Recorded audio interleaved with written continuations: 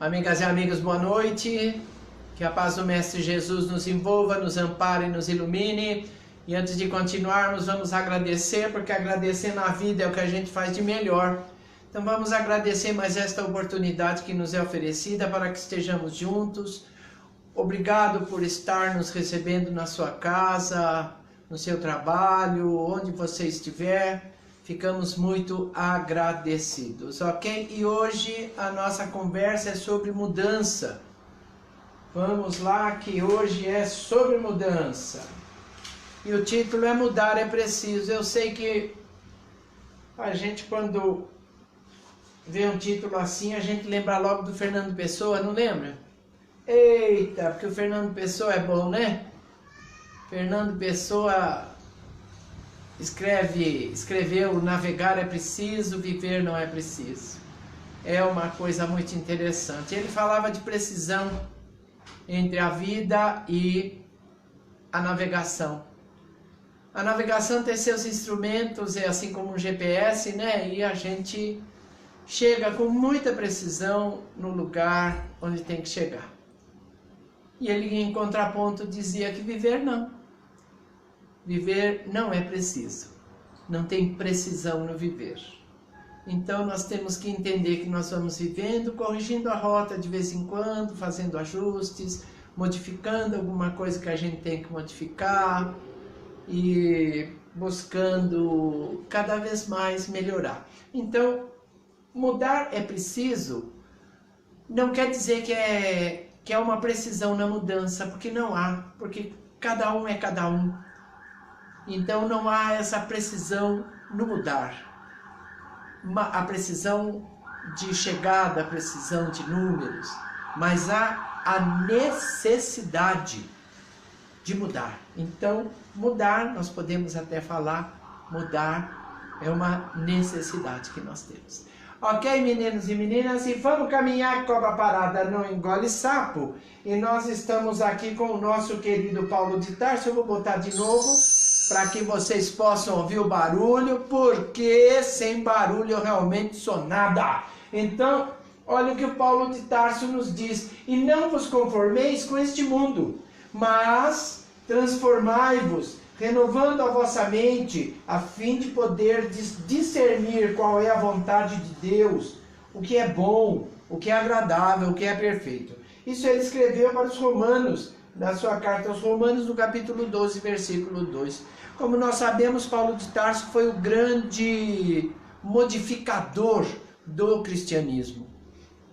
O grande divulgador. E eu digo modificador por quê? Porque ele teve que fazer uma série de adaptações para que esse cristianismo chegasse até os nossos dias. Então nós temos Paulo de Tarso não só como um grande divulgador, mas também como um grande modificador. Paulo de Tarso deu a cara dele, do que ele entendia para o cristianismo. Senão hoje provavelmente nós não teríamos aqui. Se continuássemos como Tiago queria, né, uma coisa mais assim caseira, provavelmente o cristianismo hoje seria mais uma seita judaica do que propriamente a transfusão das palavras de Jesus para o Ocidente. Paulo de Tarso não. Paulo de Tarso pegou a essência de Jesus e foi adaptando aqui e ali nas suas cartas, nas suas pregações, fazendo com que esse cristianismo que nós temos hoje, se não é muito parecido com o que se fazia à época de Jesus, manteve a sua essência, ok? Então, Paulo de Tarso nos diz que nós temos que achar mudança no mundo. Por quê? Porque tudo é de Deus.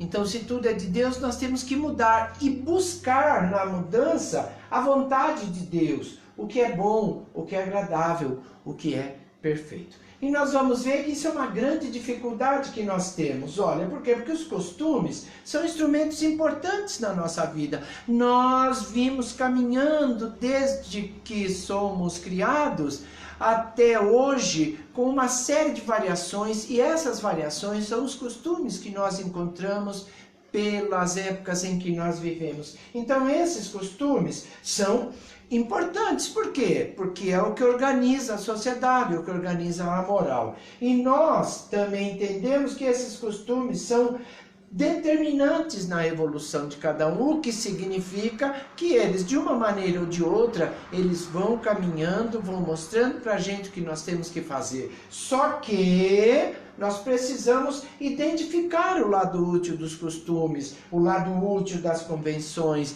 e não nos deixarmos levar a vida inteira por coisas que hoje já não funcionam, por coisas que funcionavam no século VI, mas não funcionavam no século XVIII, coisas que funcionam no século XVIII, mas que não funcionam hoje, e assim nós vamos caminhando em termos de mudança. Por isso é que a nossa mudança é um pouco difícil. E também um outro detalhe importante é que nós sabemos que as mudanças constantes e súbitas não são a norma. Normalmente as coisas demoram para mudar. Nós mesmos demoramos para mudar, não é? Você vê tudo que está à nossa volta de uma hora para outra. Por quê? Porque tem uma série de coisas que está sendo feita e que essas coisas que estão sendo feitas tem que ter um tempo para ver se dão certo, um tempo para ver se caminham bem ou não. Olha, a nossa tendência, particularmente o nosso corpo, é nos manter estáveis. O nosso corpo, a cada problema que encontra, ele vai buscando dentro dele condições para quê? Para que nós voltemos ao equilíbrio. Você vê que isso é da nossa mente, para controlar o nosso corpo. E é isso, ó, que faz com que a resistência à mudança seja um instinto natural. Nós não gostamos de mudança. Nós não gostamos mesmo, ó. Conhecimento é que nos faz mudar. Mas se nós ficarmos sempre do jeito que a gente é, sem querer coisa nova, sem querer mudar, nós vamos continuar exatamente como nós éramos há muito tempo atrás. Isso quer dizer que nós somos conservadores por natureza. Veja como as coisas caminham. Nós caminhamos num conservadorismo impressionante. Para se fazer alguma mudança é necessário muita luta, muita resistência, muita notícia, muita contradição e muita imposição às vezes para que essas mudanças se registrem. Nós temos sempre aquela parte que é mais bem dotada da sociedade, a elite, que não quer mudar. A gente fala de elite, né, dá a impressão que é política. Não, é que a elite sempre existiu, em todos os tempos, de todas as maneiras.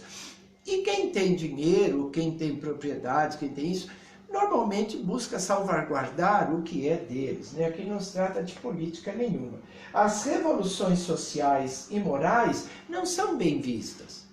Então, a gente costuma dizer que os dois extremos que se encontram é a riqueza e a pobreza. Por quê? Porque o que fica no meio entre um e outro, isso é muito conservador. Isso é a classe média. E a classe média é conservadora por excelência. Os ricos fazem o que querem porque tem dinheiro. E os pobres fazem o que querem porque não tem dinheiro mesmo, não quero nem saber. Vamos para fazer o que a gente achar melhor. Se ligou? Por quê?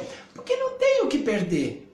Quem tem o que perder é a classe média. O rico tem o que perder e tem como evitar de perder. O pobre não tem o que perder. Agora a classe média, que fica nessa luta diária, nessa luta de querer um pouquinho mais, um pouquinho além do que já tem, esses nós particularmente, né, somos os mais conservadores. Isso, olha, porque nós temos medo inato do desconhecido. Como o pessoal diz, isso é atávico.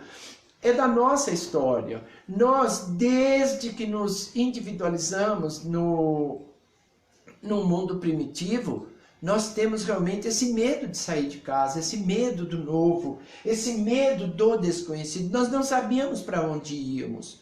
Nós sabíamos que tínhamos que comer, que tínhamos que buscar alguma coisa para comer, não sabíamos exatamente como fazer isso, porque as condições eram muito precárias, então nós realmente tínhamos muito medo. Então, esse medo que nós trazemos dentro de nós é um medo que nos acompanha sempre. Não é ruim de todo, não é mesmo. Por quê? Porque nos proporciona uma vida mais tranquila, uma vida mais segura. Nós temos que caminhar dentro de certos parâmetros, e esses certos parâmetros vão sendo conquistados pouco a pouco, até que chegou uma hora que não dá mais para andar no parâmetro. Então aí a gente extrapola, aí a gente quebra paradigmas. Ok, meninos e meninas? Esse medo inato do desconhecido é que foi utilizado contra nós muitas vezes. E um dos que utilizaram isso daí foi esse senhor aqui, ó. Nada mais, nada menos que Moisés. Ah, Manolo, você vai falar de Moisés, rapaz? Moisés foi um gênio, né? Realmente levou o povo hebreu para a Terra Prometida, conforme está dito nos livros. As pesquisas arqueológicas não mostram essa movimentação do povo hebreu. Conta o Êxodo. Moisés levou o povo hebreu para a Terra Prometida no ano 1200 a.C. Se liga, como é tempo. 1200 a.C. A história do povo hebreu nos diz que ele levou 40 anos para chegar no lugar que ninguém sabia onde era e que já estava ocupado por outros povos, os cananeus, e a partir daí traçam-se muitas lutas, muitas brigas, até hoje o povo de lá briga.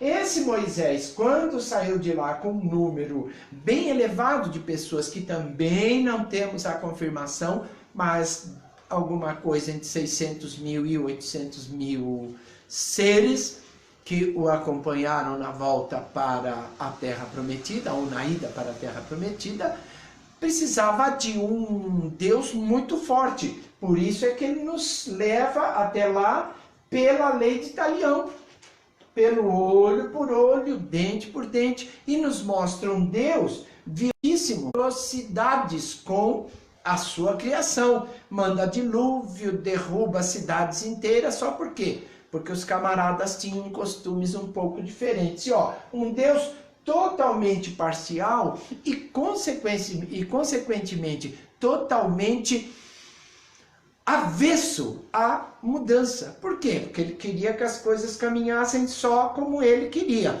E aí ele transfere para Deus essa característica que ele tem. Então, a gente vai vendo que os grandes fatos que aconteceram na Bíblia, que são narrados na Bíblia, nada mais são do que interpretações do Deus de Moisés, que mostra esse Deus violento, esse Deus catastrófico, esse Deus que não aguenta mudança e que, por não aguentar mudança, toma atitudes impensadas. Imagina um Deus não pensando, né? Depois de Moisés vem Jesus.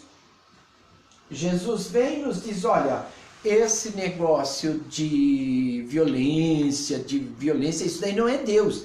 Deus é amor. Isso no ano 1, né? Ele vai do ano 1 até o ano 33. Aqui já é um erro histórico, né? Porque não começamos no ano 0, começamos direto no ano 1.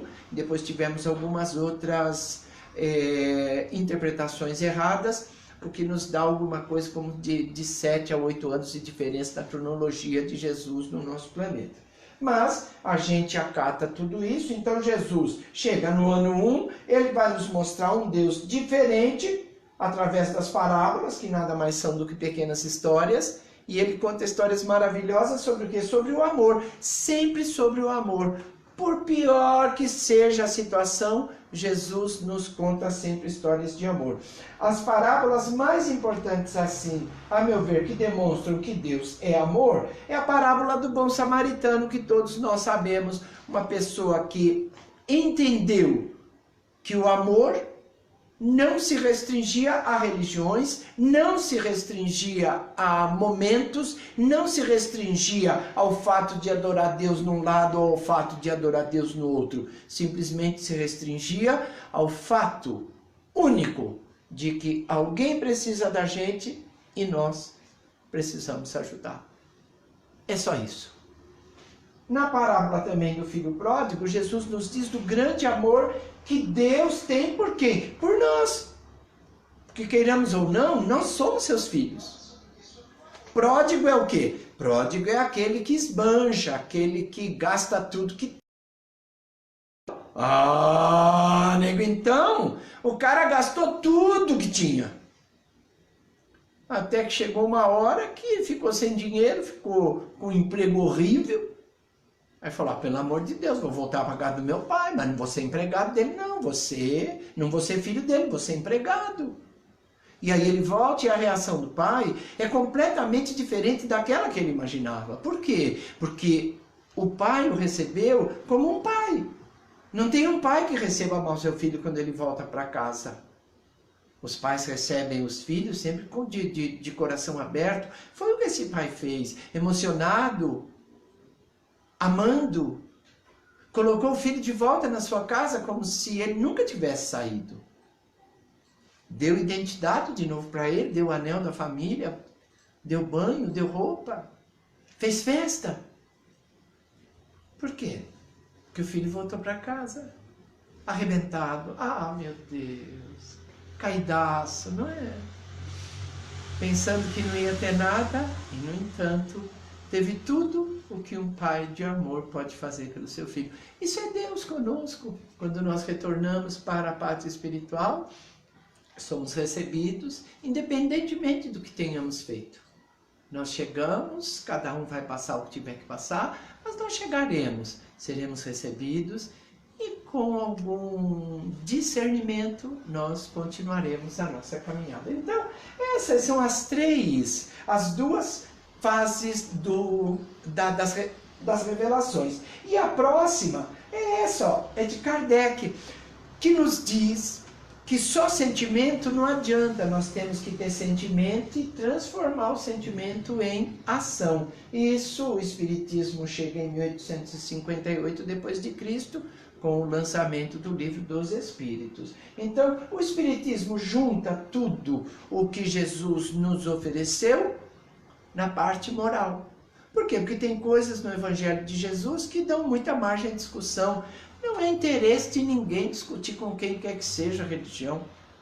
Por quê? Porque cada um tem um ponto de vista, cada um tem uma maneira de entender a Deus, cada um tem uma maneira de falar com Deus, e não nos cabe forçar o outro a pensar como nós pensamos.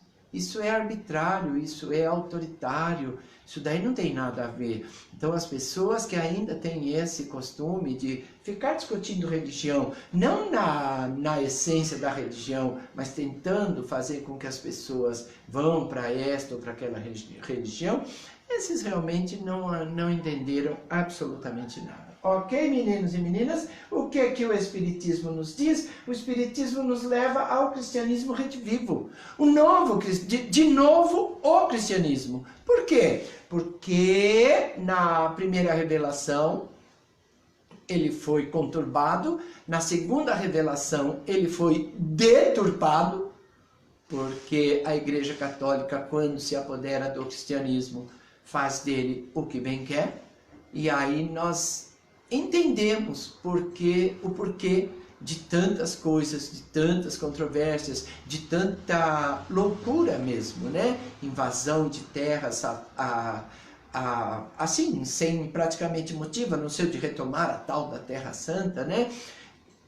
A perseguição às pessoas que tinham dons diferentes e usavam de maneira diferente daquelas que eles imaginavam, né? Porque dom e carisma, Paulo de Tarso fala isso. Hoje nós temos a igreja carismática que usa nada mais nada menos do que mediunidade também, assim como nós num centro espírita, né? Então, naquela época era uma loucura. Então passamos quase 1000 anos perseguindo bruxas, perseguindo bruxos, caçando demônios. Opa, pera um pouquinho, até que em 1858, Kardec, lúcido, preparado para essa missão, nos traz o cristianismo de volta com o quê? Com a mediunidade, que era o que todos os apóstolos tinham. E não só os apóstolos, quantas daquelas mulheres que seguiam Jesus ofereciam a sua mediunidade para ele, não é?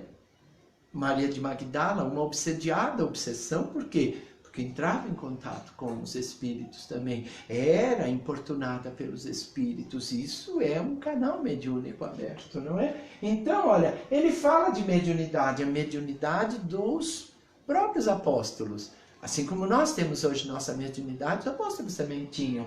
E a reencarnação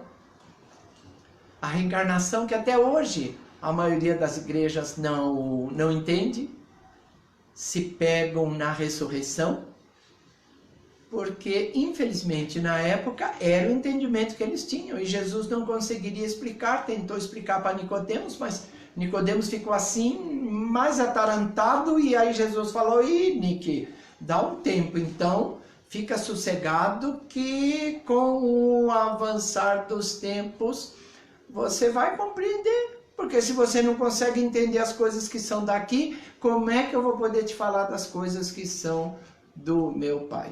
Se ligou? Então, olha, nós temos isso tudo aqui e temos uma coisa importantíssima que é a ação e reação, que nos livra do inferno, mas que não nos leva para o céu. Por quê? Porque tudo que nós fazemos é consequência dos nossos atos, tudo que nós recebemos é consequência dos nossos atos.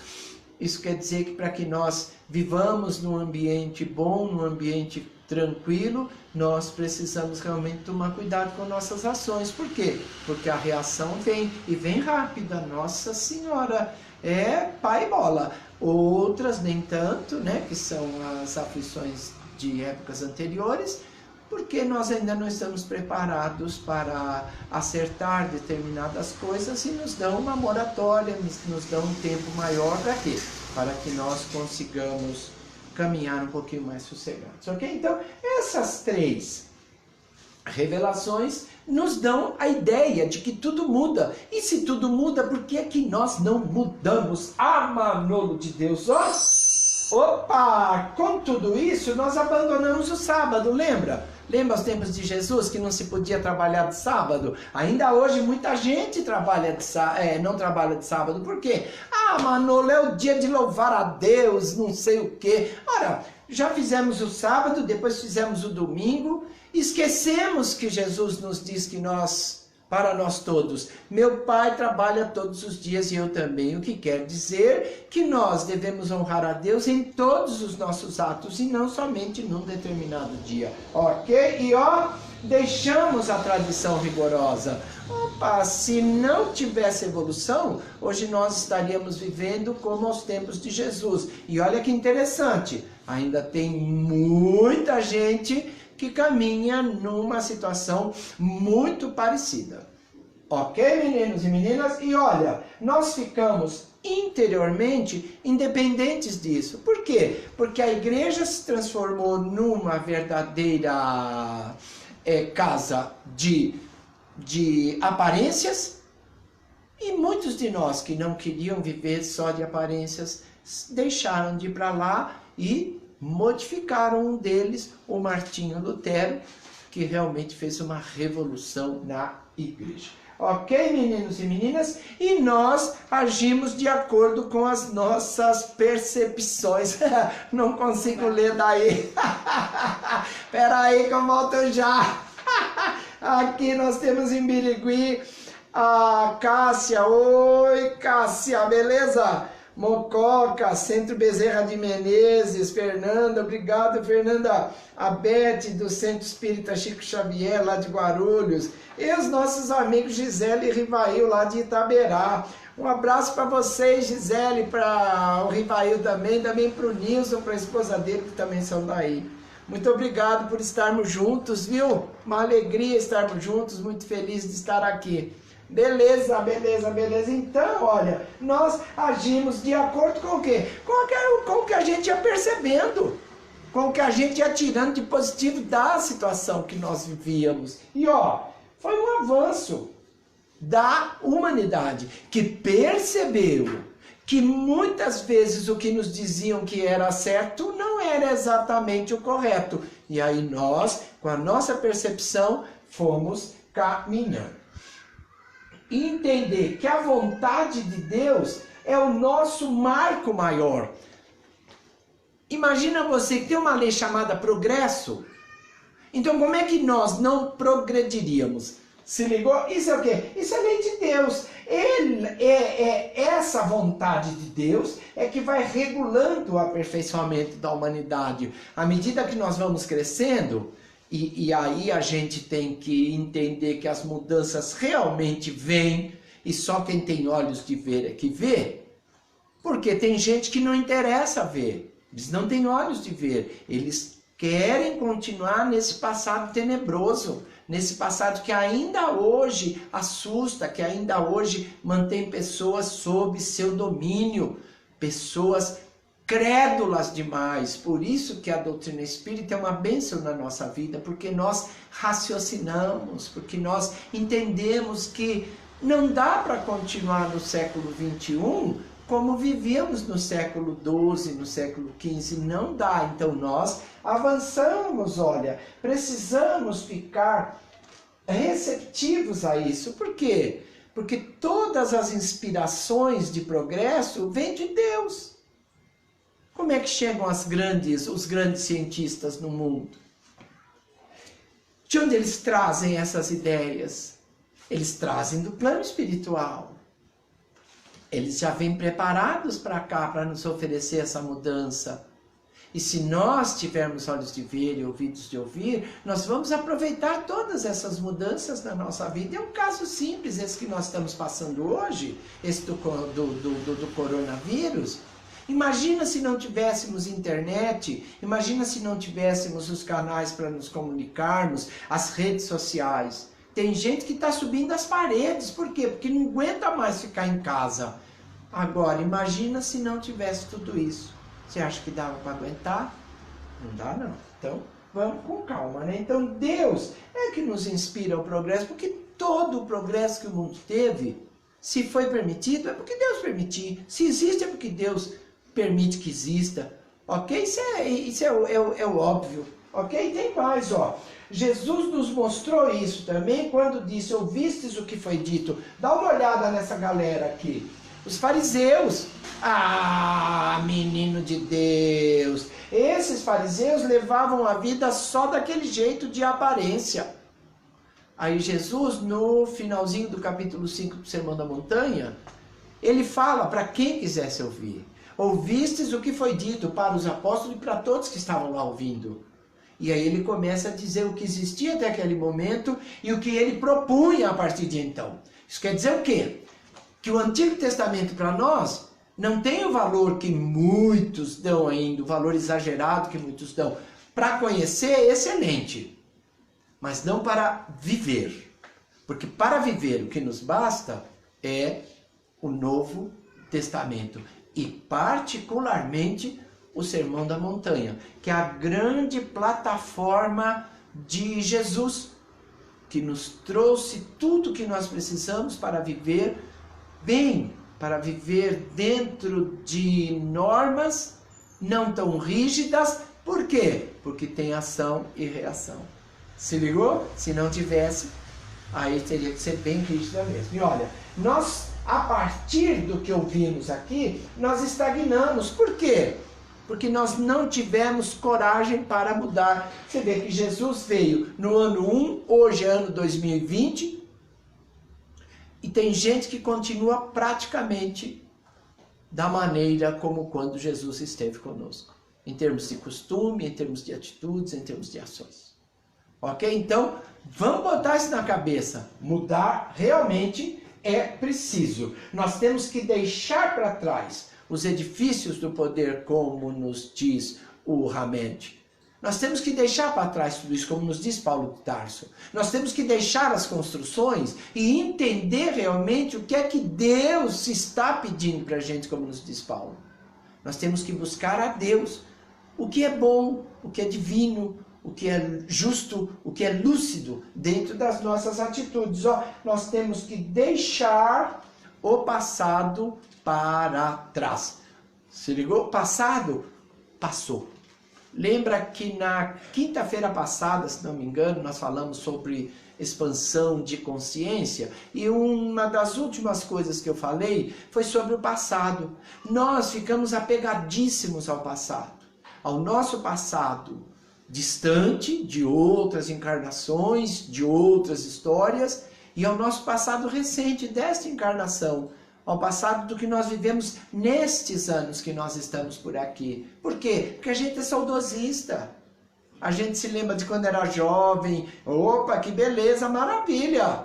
Era jovem, mas não tinha cabeça. Hoje nós temos cabeça, mas não somos jovens. Não dá para juntar tudo? Dá. e aproveitar e nos prepararmos para mais alguma coisa lá no futuro, ok? Então deixar o passado para trás é das melhores coisas que a gente faz, senão a gente fica perdido, a gente fica sempre ruminando as mesmas coisas, vaca, cavalo, tudo isso daí rumina, né? Fica, come, descobre, come, descobre, come, descobre, come, descobre, e vai assim. Nós ficamos fazendo isso com os nossos pensamentos. Vamos deixar de lado o passado que não nos interessa. Porque tem passados que nos interessam, nossas boas ações, nossos bons comportamentos, nossas boas atitudes. Isso interessa, isso nós temos que continuar fazendo. Opa, ó o barulho para acordar, para duas perguntinhas. Por que resistimos tanto às mudanças? O que nos impede a renovação? E nós vamos começar a partir de agora. Raízes da resistência. Por quê? Porque nós temos dentro de nós um conjunto de coisas que faz com que nós não queiramos sair da nossa zona de conforto. É impressionante. Se liga, a primeira delas é a imaturidade. É a imaturidade. Aqui, é um rapaz brincando aqui com os bonequinhos, com tudo isso. Beleza, isso daí é possível, maravilha. Mas temos que entender a nossa maturidade mental.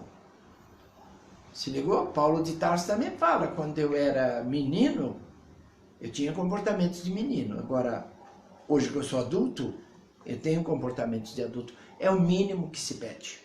Ok, meninos e meninas? Ó, nós não compreendemos, e por não compreender, nós achamos que a coisa é do tinhoso, como o pessoal gosta de falar, do maligno. Então nós ficamos procurando o inimigo na vida exterior. Então nós achamos que tudo está contra a gente, que as pessoas estão contra a gente, que isso, que aquilo, quando na verdade só quem está contra a gente somos nós mesmos. É no nosso interior que nós temos que procurar o nosso inimigo. Olha, esquecemos que a natureza não dá saltos e que assim como as outras pessoas não melhoram de uma hora para outra, nós também não melhoramos de uma hora para outra. Percebeu? Então nós temos que entender e amadurecer. O quê? Amadurecer de acordo com o conhecimento que nós vamos tendo durante toda a nossa vida.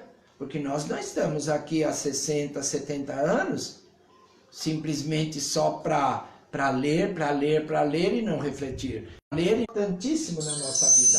Outra coisa importante que nós temos que nos livrar são as ideias preconcebidas. Olha aqui, ó. Essa figura é muito interessante, é uma figura em azul e rosa. Eu inverto sempre, rosa e azul, ou rosa e azul. Por quê? Porque tem pessoas que pensam que só tem essas duas cores no universo. Só rosa e azul. Que só tem bem e mal, que só tem luz e sombra. Não, entre a luz e a sombra, nós temos uma graduação imensa de luz. Por quê? Porque vai de toda a luz até pouca luz. Percebeu? Aqui também é a mesma coisa, não tem só azul e rosa. Nós temos uma combinação entre o azul e rosa de milhares de tons. E muitas cores por aí. Isso quer dizer o quê? Generalizada. Tem gente que só fala de espiritismo. Isso é um problema. Por quê? Porque não consegue perceber que além do espiritismo há vida. Tem gente então que está no espiritismo e pensa que ainda é católico. Manolo, como assim? Não deixou as suas raízes lá para trás. Não mudou. Não que o católico seja ruim, não é isso. Mas as ideias que nós passamos a ter quando chegamos no espiritismo são muito diferentes. E se nós não nos conscientizarmos disso, nós vamos viver como qualquer coisa. Vamos viver num centro espírita e quase tomando hóstia. Se ligou? Por quê? Porque é o que nós ainda estamos com um pé em cada barco. Então, não é exatamente essa a ideia, ok? Então, ó, nós não procuramos um conhecimento generalizado. Tem gente que, por ser espírita, acha que não pode ver televisão, ou acha que não pode ver novela, ou acha que não pode ver um filme, ou acha que não pode ver isso. Então, tudo se resume a espiritismo. Vai no teatro, teatro espírita. Vai assistir um filme, filme espírita. Vai assistir um programa na TV, TV espírita. Eu acho isso ótimo. Agora, isso vai deixar a gente assim. É exatamente o contrário do que o espiritismo nos pede. O espiritismo nos pede amplitude de pontos de vista.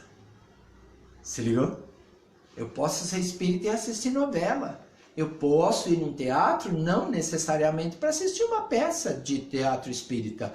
Tem muita coisa boa por aí, muita coisa que contém todos os ensinamentos espíritas, todos os ensinamentos que Jesus nos trouxe. E isso é importantíssimo, que nós alarguemos as nossas fronteiras mentais, para que nós não fiquemos dependentes simplesmente de uma coisa.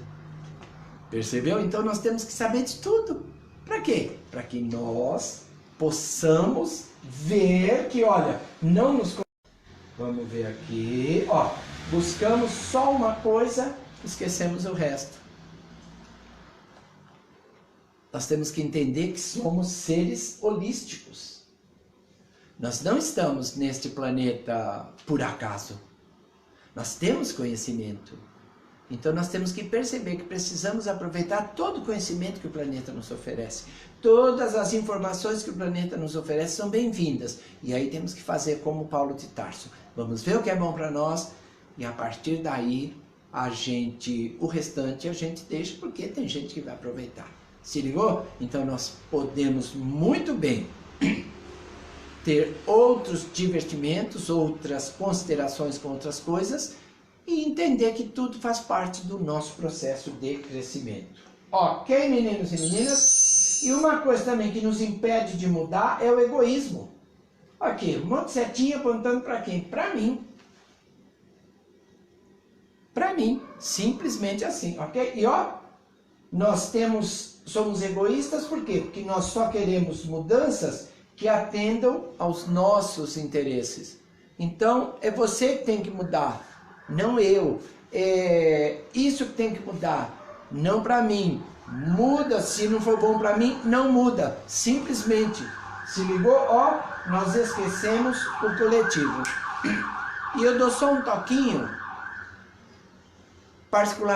particularmente neste momento de transição planetária em que nos encontramos, que a grande característica do mundo de regeneração, como nos diz o Santo Agostinho, ou Agostinho, é essa característica. Nós vamos ter que deixar de pensar só em nós.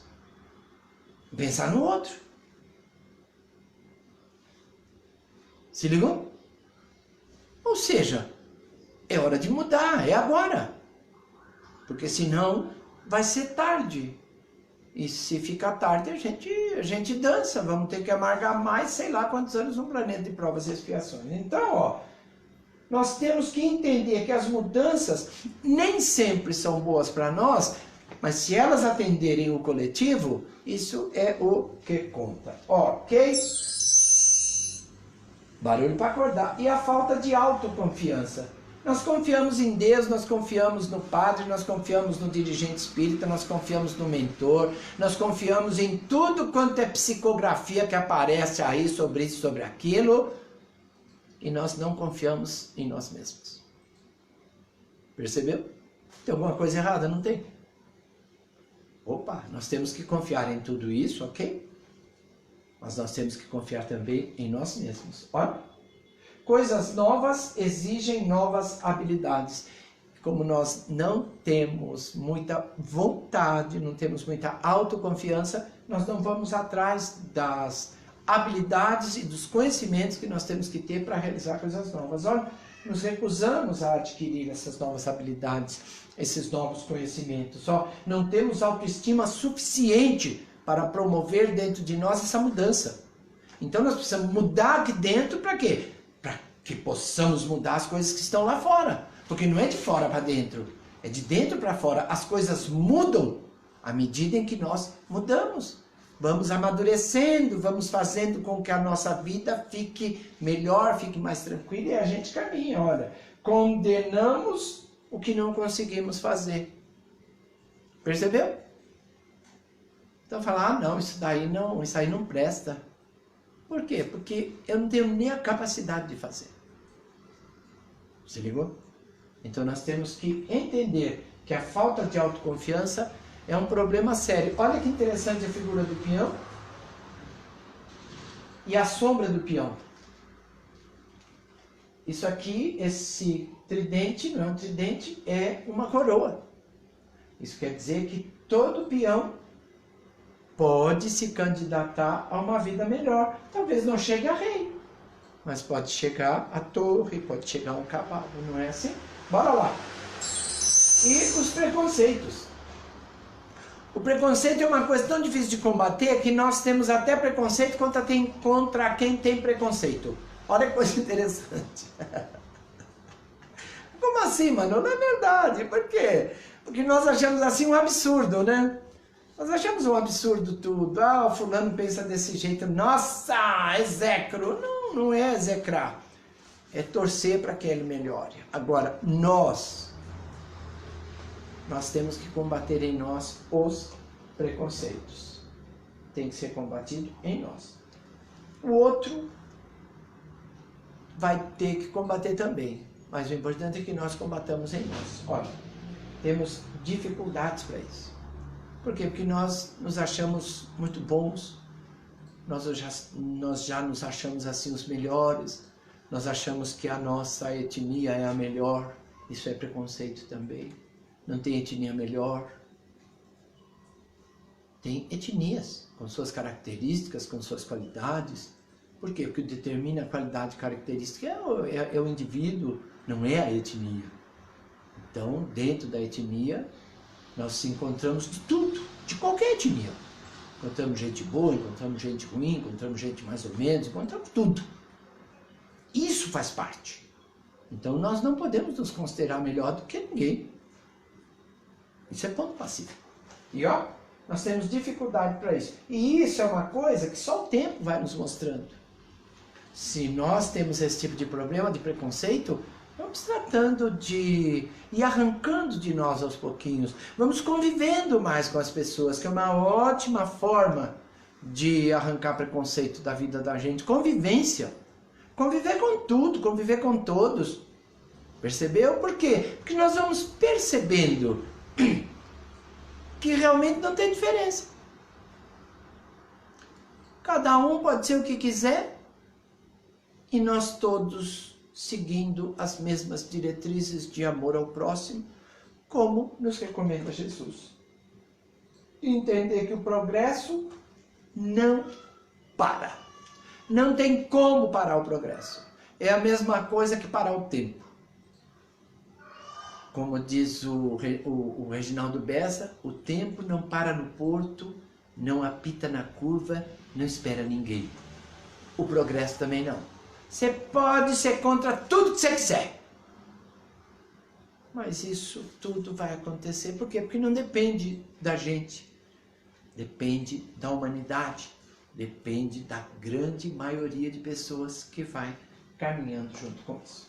Ok, meninos e meninas? E para concluir, que hoje realmente está um bocadinho mais curtinho, nós vemos aqui a figura de Deus. E nós vemos que Deus nos oferece mudança e renovação. Por quê? Porque tem lei de progresso. Como é que nós somos criados? Simples e ignorantes. Aonde é que nós chegaremos? Chegaremos até espírito puro. O que isso quer dizer? Que nesse meio tempo, enquanto nós estamos a caminho do simples e ignorante para o espírito puro, nós temos que enriquecer a nossa vida.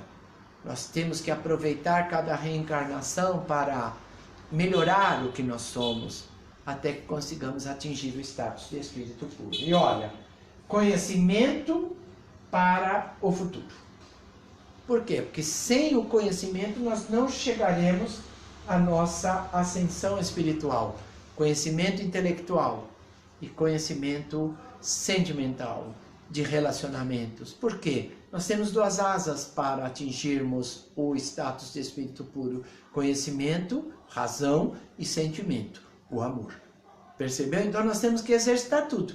Para quê? Para que nós caminhemos, para que nós não fiquemos pensos e para que nós não caiamos dentro das nossas falsas aquisições. Então nós temos que adquirir realmente o que nós precisamos, exercitar, que é para fixar a aquisição, o aprendizado, e a partir daí caminhar para mundos cada vez melhores. Facilidade para a nossa ascensão espiritual. A bibliografia que nós utilizamos foi o Livro dos Espíritos, Evangelho segundo o Espiritismo, Céu e Inferno, e um livro do Francisco do Espírito Santo Neto, chamado Conviver e Melhorar, que foi uma psicografia do Batuíra. As imagens do Google e os vídeos do YouTube. Lembrando sempre que os nossos livros estão à venda no site do manoloquezada.com.br. Ok, meninos e meninas?